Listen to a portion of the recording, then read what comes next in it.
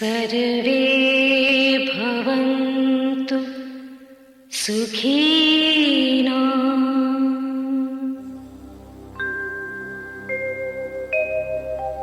सर्वे सन्तु निरामयाः। सर्वे भद्राणि पश्यन्तु मा कश्चित् दुःख भाग् भवेत्।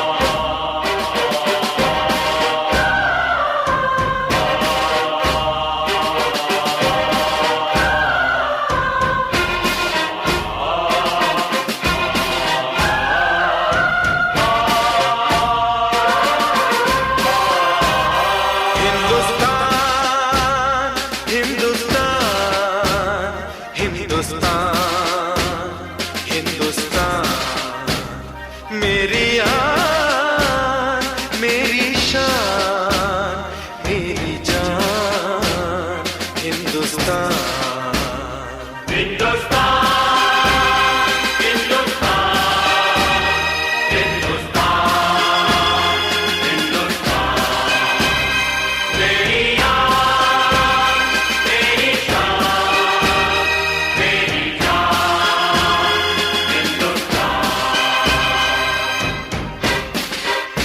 पांच 5000 वर्ष पहले हमारे देशवासी इसी वेद मंत्र का उच्चारण करके परम पिता परमात्मा से याचना करते थे, सबका भला करो भगवान, सबको सुख और शांति हो।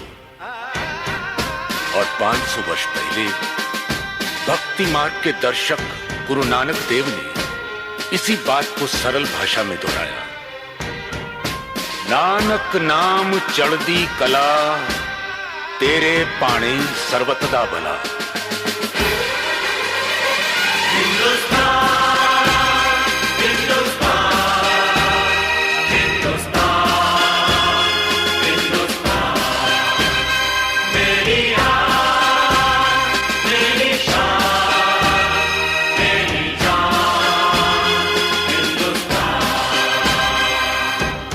परंतु सबके लिए सुख और शांति मांगने वाले हिंदुस्तानी क्या खुद शांति से रह सके?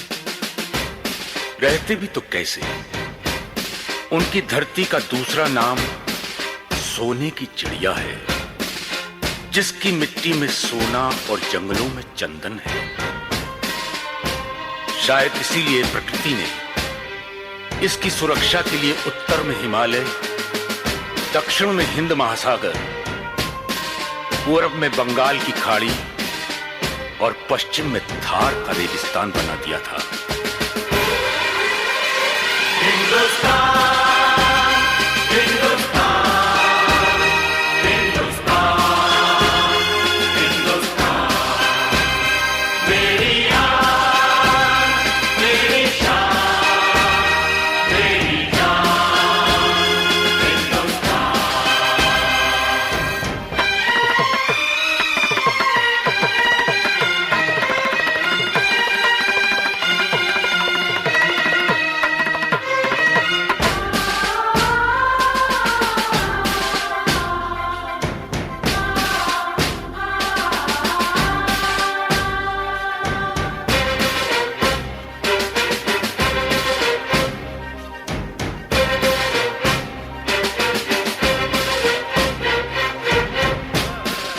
फिर भी सोने की चमक और चंदन की खुशबू बाहर के हमलावरों को लुभाती रही। सिकंदर के घोड़ों की टापों ने हमारी धरती के सीने की धड़कन तेज कर दी। तो हुन, मंगोल, अरब, मुगल, पुर्तगाली, फ्रांसीसी और अंग्रेज कोई पीछे ना रहा। सब आए और आते ही रहे। शायद नहीं जानते थे कि जहां सब दुनिया वाले अपनी अपनी मातृभूमि से प्यार करते हैं, वहां हिंदुस्तानी अपनी मातृभूमि की पूजा करते हैं। जी हां, पूजा।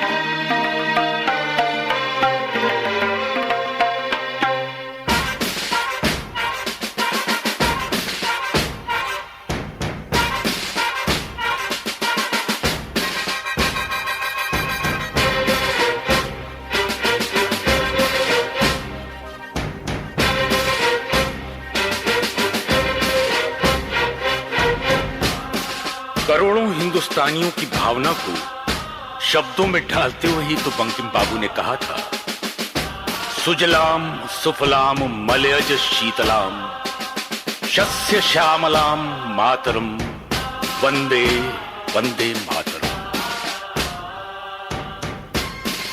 हमलावरों को हार मानकर वापस जाना पड़ा, पर कुछ लोग यहीं के होके रह गए।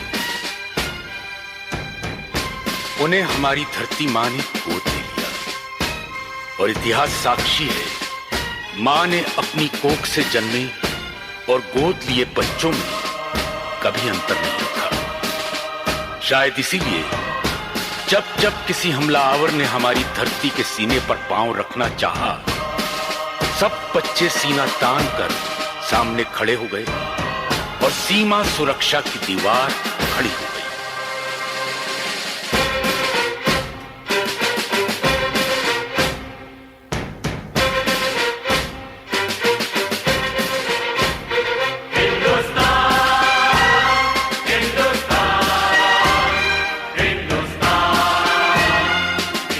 हमलावर इस दीवार से टकराकर वापस जाते रहे, जो 1962 में हुआ, वही सन 65 में और वही 71 में।